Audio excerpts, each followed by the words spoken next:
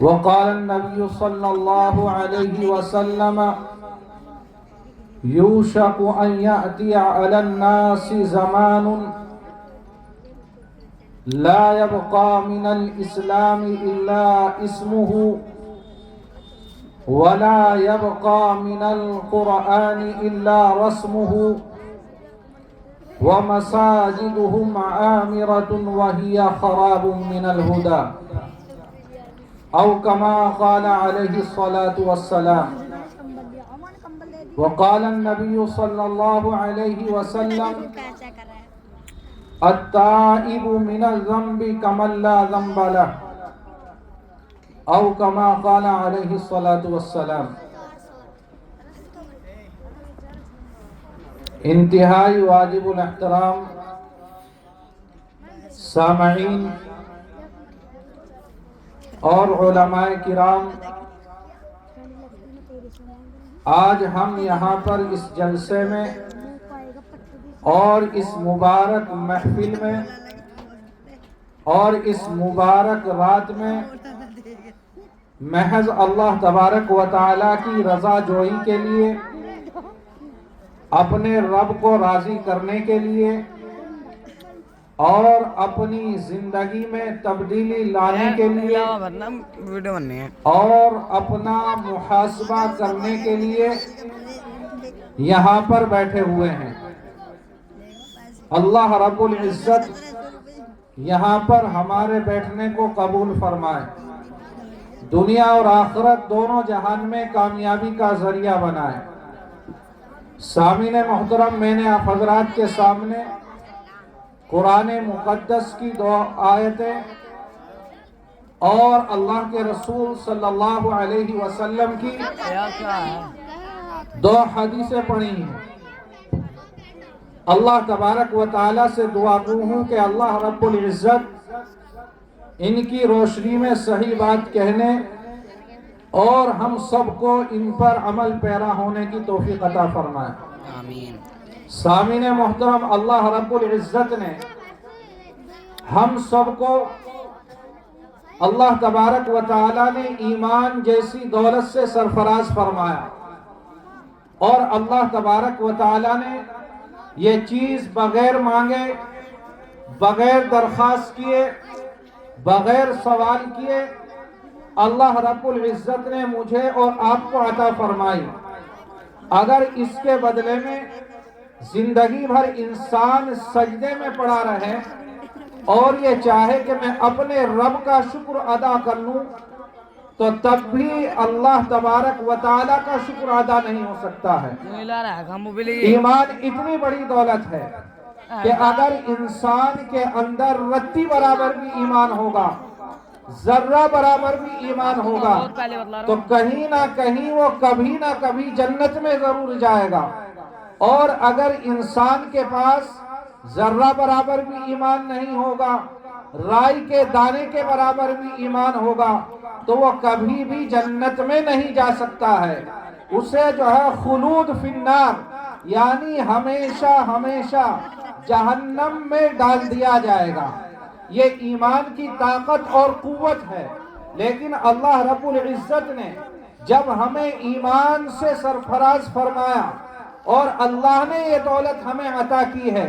تو اب سوال و جواب جو ایمان کے تقاضے ہیں، جو اسلام کے تقاضے ہیں، جو قرآن کے تقاضے ہیں، جو احادیث کے تقاضے ہیں، جو سنت نبوی کے تقاضے ہیں، ان کے بارے میں سوال و جواب اور پوچھ تاچھ یہ سب ہمیں سے ہونی ہے، کیونکہ اللہ تبارک و تعالیٰ نے ان سب چیزوں کا مکلف ہمیں بنایا ہے. تو اللہ کے رسول صلی اللہ علیہ وسلم نے اس حدیث کے اندر یہی ارشاد فرمایا کہ ایک زمانہ لوگوں پر ایسا آئے گا لا يبقى من الاسلام الا اسمه، کہ صرف اور صرف اسلام کا نام باقی رہ جائے گا. اسلام کی جو روحانیت ہے، اسلام کی جو تعلیمات ہے، اسلام کا جو سبق ہے، اسلام کی جو ذمہ داریاں ہیں، وہ انسان اور مسلمانوں کے اندر سے نکل چکی ہوگی. خاص طور پر اس وقت میں کہ جب فتنوں کا دور دورہ ہوگا، آج اگر ہم دیکھیں جو کام غیر مسلم کرتا ہے، جو کام کافر کرتا ہے، آج مسلمان وہی کر رہا ہے۔ اگر کافر شراب پیتا ہے تو مسلمان بھی شراب پیتا ہے، اگر کافر جوا کھیلتا ہے تو مسلمان بھی جوا کھیلتا ہے، اگر کافر جو ہے مسجدوں سے دور ہے تو مسلمان بھی مسجدوں سے دور ہے، اگر کافر کے گھروں میں ڈش ہے، ٹیلی ویژن ہے، وہ ناچ گانوں کی محفلوں کو منعقد کرا رہا ہے، مسلمان بھی ان سب کاموں میں ملوث ہے۔ اگر صرف اور صرف اگر کسی چیز کا فرق رہ گیا ہے تو وہ صرف نام کا فرق رہ گیا ہے کہ وہ اپنے ساتھ مسلمان لگاتا ہے اور وہ اپنے ساتھ ہندو لگاتا ہے، وہ اپنے ساتھ کرسچن لگاتا ہے، وہ اپنے ساتھ یہودی لگاتا ہے۔ تو مسلمان بھی صرف ایک قومی نظریے سے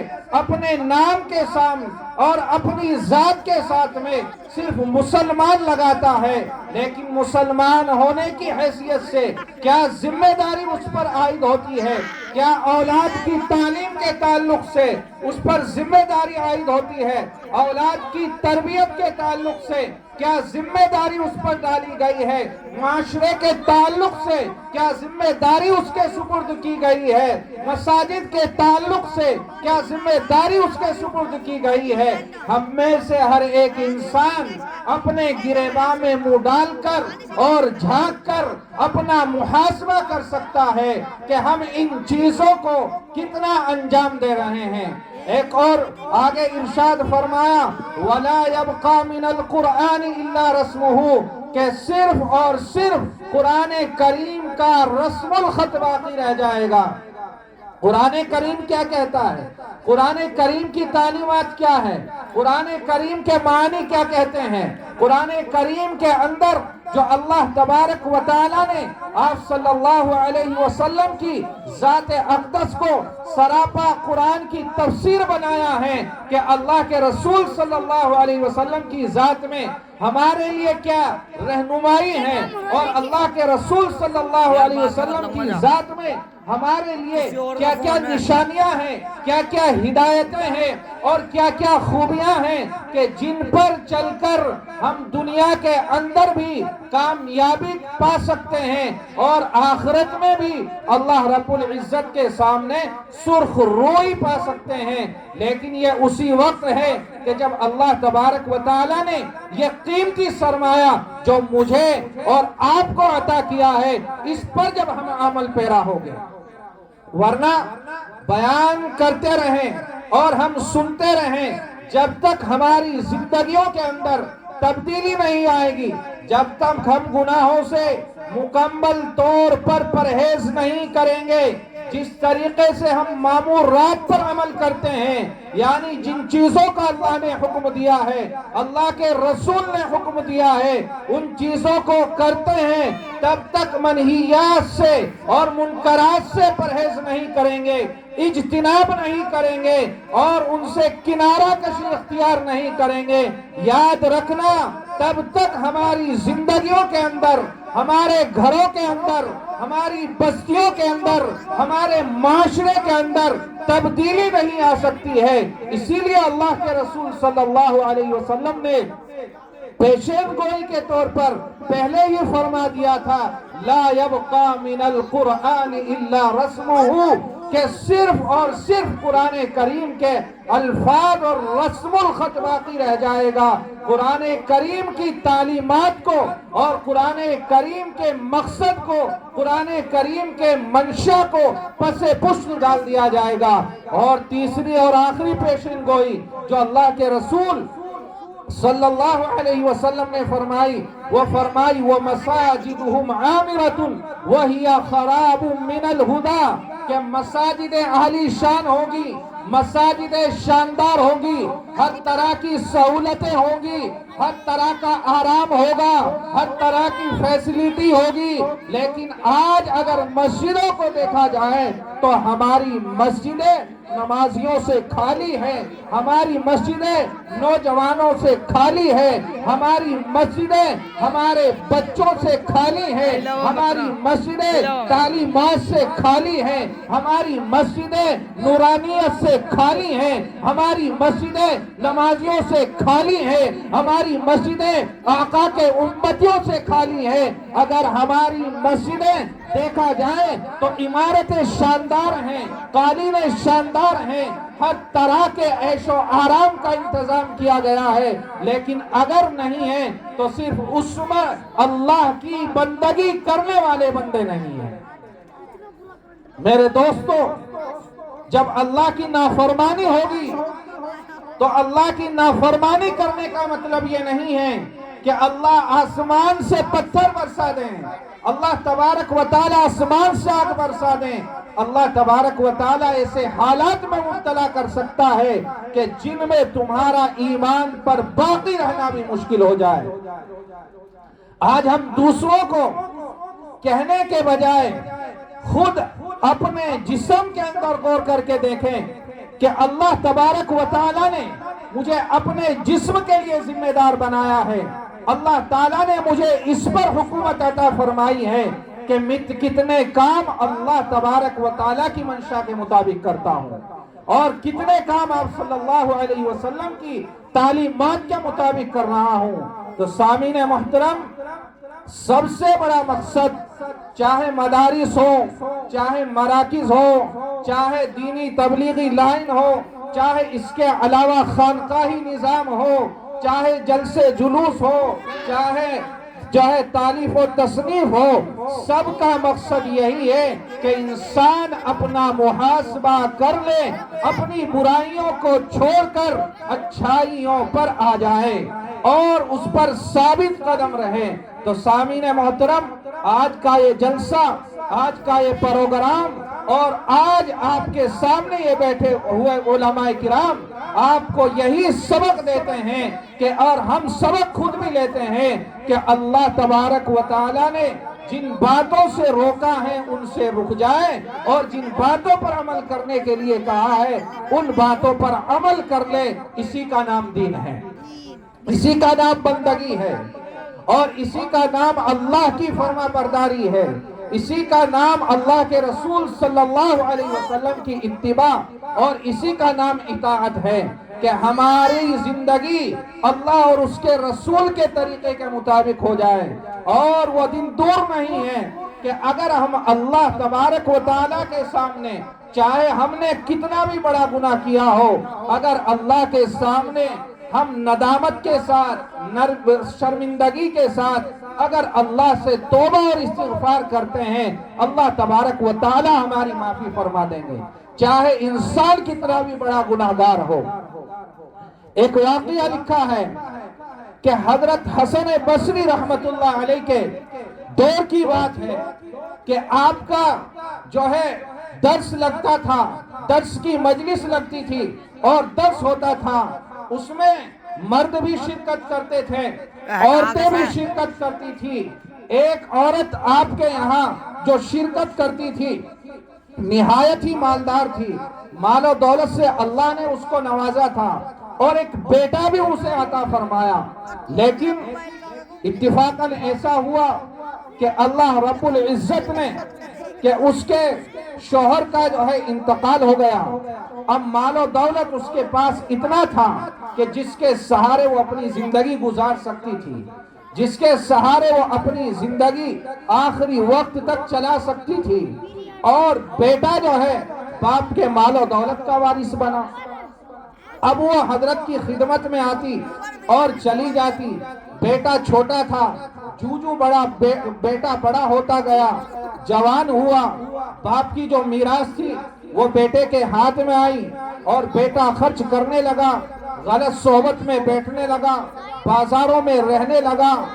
اور اسی طریقے سے عیاشوں کے ساتھ، بدماشوں کے ساتھ، شرابیوں کے ساتھ رہنے لگا اور طرح طرح کی ہر طرح کی برائی اس کے اندر پیدا ہو گئی۔ کبھی کبھی اس کی ماں اس کو لے کر حضرت کے پاس آ جاتی، درس کی مجلس میں لے کر حضرت سے دعا کراتی۔ حضرت حسن بصری رحمت اللہ علیہ گھنٹوں گھنٹوں بیٹھ کر اسے سمجھاتے، وہ وعدہ کرتا اور جا کر پھر وعدہ توڑ دیتا۔ وہاں پر وعدہ کر لیتا، پھر وعدہ خلافی کرتا۔ آخر جب انسان کے دل پر کالا نقطہ لگتا ہے، گناہ کرتا ہے، دوسرا گناہ کرتا ہے پھر لگ جاتا ہے، تیسرا گناہ کرتا ہے پھر لگ جاتا ہے، چوتھا گناہ کرتا ہے پھر لگ جاتا ہے، یہاں تک کہ اس کا دل بالکل سیاہ ہو جاتا ہے اور اس کے سامنے بڑے سے بڑا گناہ بھی وہ کر گزرتا ہے اور اسے ذرا بھی اس کا فکر نہیں ہوتا ہے۔ آخر وہ اس مقام پر پہنچ گیا، شراب نوشی وہ کرنے لگا اور اسی طریقے سے ہر طرح کے گناہ میں مبتلا ہو گیا، جوا وہ کھیلنے لگا، سٹا وہ کھیلنے لگا، ہر طرح کی خرابی اس کے اندر پیدا ہو گئی۔ اور آخر یہ ہوا کہ جیسا کہ بتایا جاتا ہے، قرآن کریم کی تعلیم ہے، حدیث کی تعلیم ہے، يَسْأَلُونَكَ عَنِ الْخَمْرِ وَالْمَيْسِرِ قُلْ فِيهِمَا إِثْمٌ كَبِيرٌ وَمَنَافِعُ لِلنَّاسِ وَإِثْمُهُمَا أَكْبَرُ مِن نَفْعِهِمَا۔ کہ آپ صلی اللہ علیہ وسلم سے شراب کے متعلق پوچھا جاتا ہے، جوئے کے متعلق پوچھا جاتا ہے،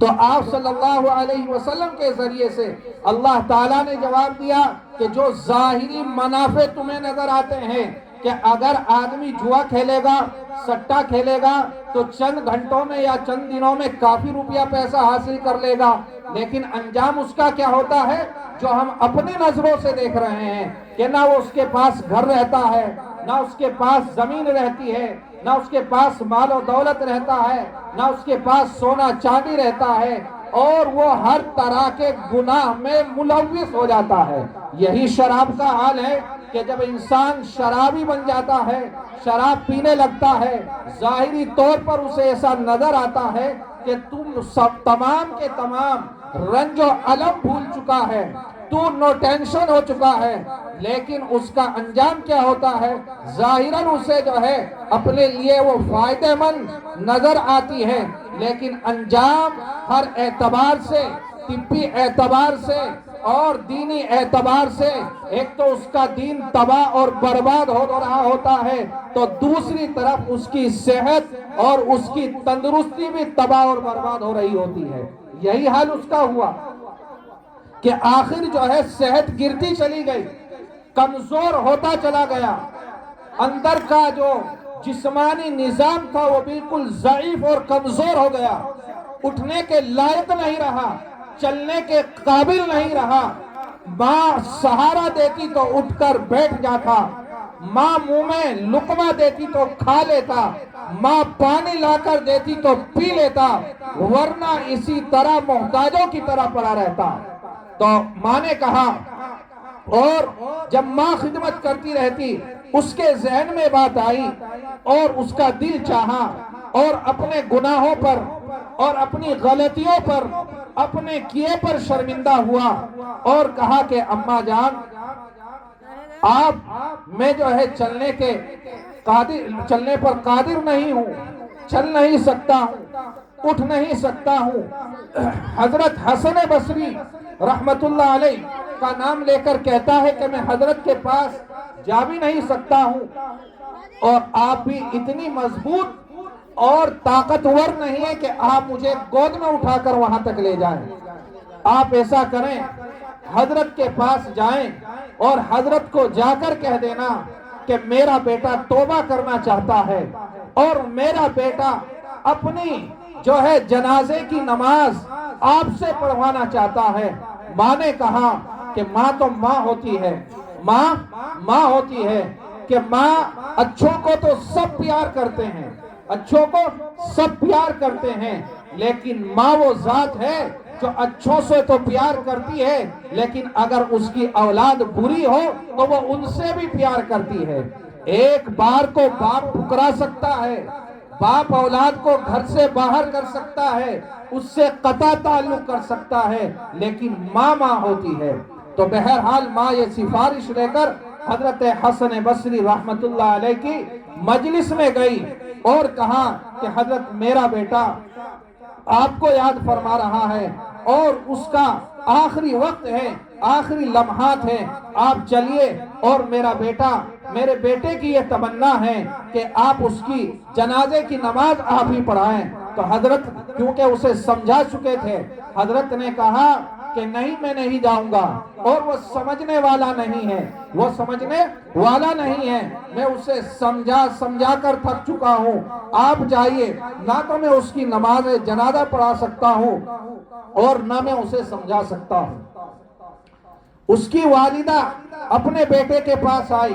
روتی ہوئی، چلاتی ہوئی، چیختی ہوئی کہ اب میرے بیٹے کی ہلاکت میں کوئی تردد نہیں ہے، کہ استاد محترم نے بھی منع کر دیا ہے۔ اب آئی بیٹے کے پاس، اور بیٹے کے پاس آئی تو بیٹے نے ماں کو روتا ہوا دیکھا، اور روتا ہوا دیکھ کر کہا کہ امی جان کیا ہوا؟ حضرت حسن نے کیا کہا ہے؟ کہا کہ بیٹے یہ جملے کہے ہیں، تو بیٹے کو یہ سن کر وہ بھی زاروں قطار رونے لگا اور کہنے لگا کہ اماں جان اب مجھے لگتا ہے بالکل میرا آخری لمحہ ہے، شاید اب میری یہ آخری سانسیں ہیں، اور میں آپ کو وصیت کرتا ہوں کہ جب میرا انتقال ہو جائے تو میرا انتقال ہونے کے بعد مجھے چارپائی سے نیچے گرا دینا، اور اپنے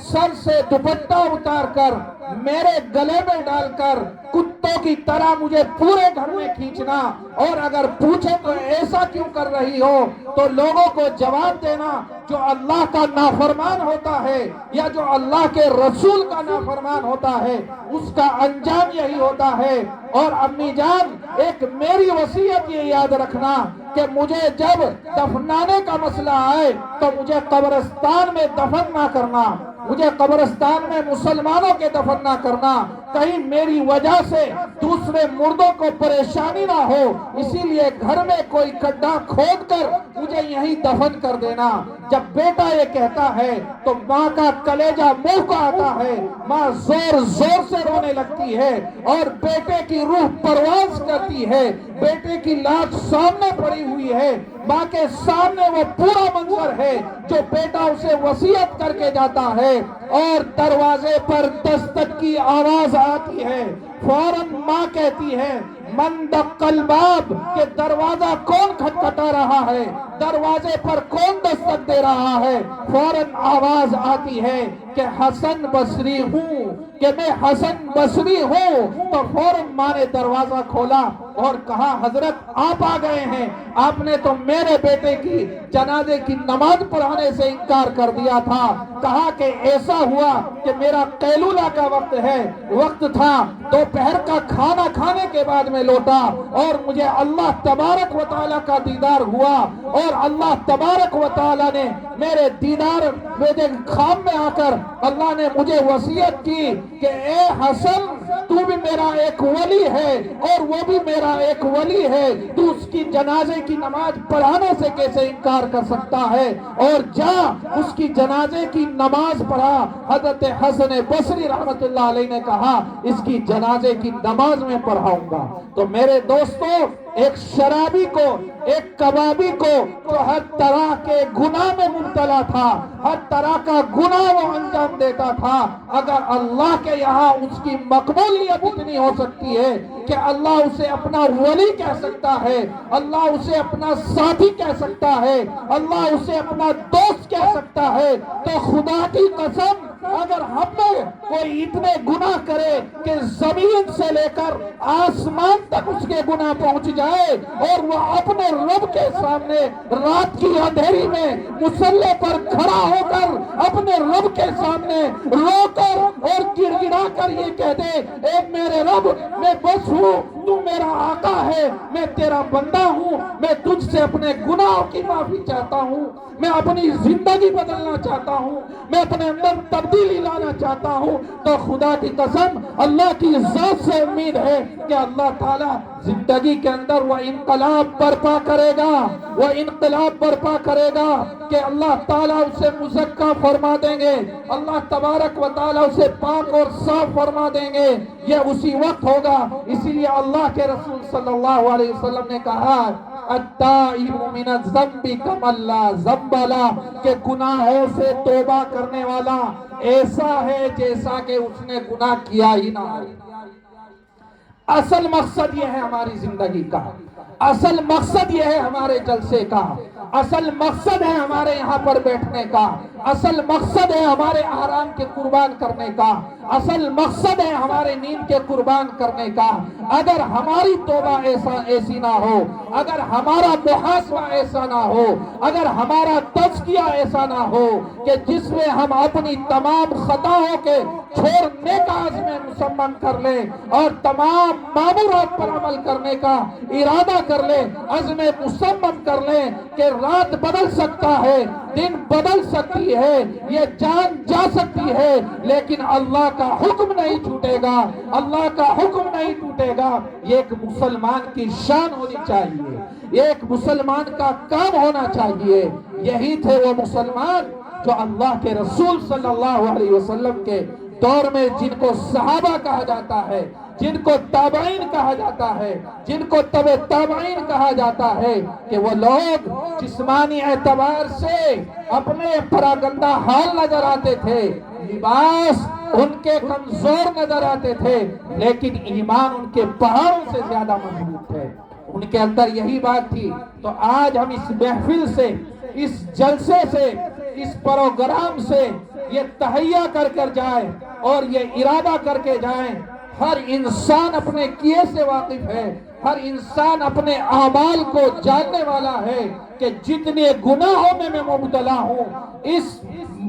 پنڈال میں بیٹھا ہوا ہوں، اس مجلس میں بیٹھا ہوا ہوں، یہاں پر علماء بھی ہیں، یہاں پر صلحاء بھی ہیں، یہاں پر بزرگ بھی ہیں، یہاں پر بچے بھی ہیں، یہاں پر نوجوان بھی ہیں، اور یہاں پر اللہ کی ذات بھی ہے، اور یہاں پر اللہ کی نورانی مخلوق فرشتے بھی ہیں، کہ میں ارادہ کرتا ہوں اور عزم مصمم کرتا ہوں انشاءاللہ تمام تر گناہوں سے پرہیز کروں گا، تمام تر گناہوں سے بچوں گا، اور آج کے بعد انشاءاللہ کبھی نماز کو ترک نہیں کروں گا، انشاءاللہ کبھی گانا نہیں سنوں گا، انشاءاللہ کبھی شراب کا ہاتھ نہیں لگاؤں گا، انشاءاللہ کبھی جوا سٹا کھیلنا تو دور کی بات، ان کام کرنے والوں کے قریب تک بھی نہیں بیٹھوں گا، اور بلکہ جو کریں گے ان کو سمجھاؤں گا۔ کریں گے نا انشاءاللہ؟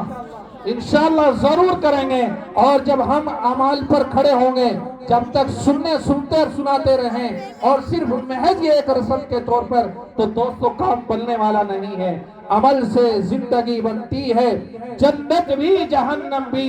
اگر انسان اعمال اچھے کرتا ہے تو جنت کا حقدار بن جاتا ہے، اور اگر اس کے اعمال برے ہوتے ہیں تو وہی جہنم کا حقدار بن جاتا ہے۔ تو اسی لیے اللہ تبارک و تعالیٰ سے دعا کریں کہ اللہ رب العزت یہاں پر ہمارے بیٹھنے کو قبول فرمائے، اور اللہ رب العزت آج جو بھی ارادہ ہم نے کرا ہے اور جو بھی ہمارے دل کی آواز ہے، اللہ تبارک و تعالیٰ ہم سب کو اس پر عمل پیرا ہونے کی توفیق عطا فرمائے۔ وآخر دعوانا الحمدللہ رب العالمین۔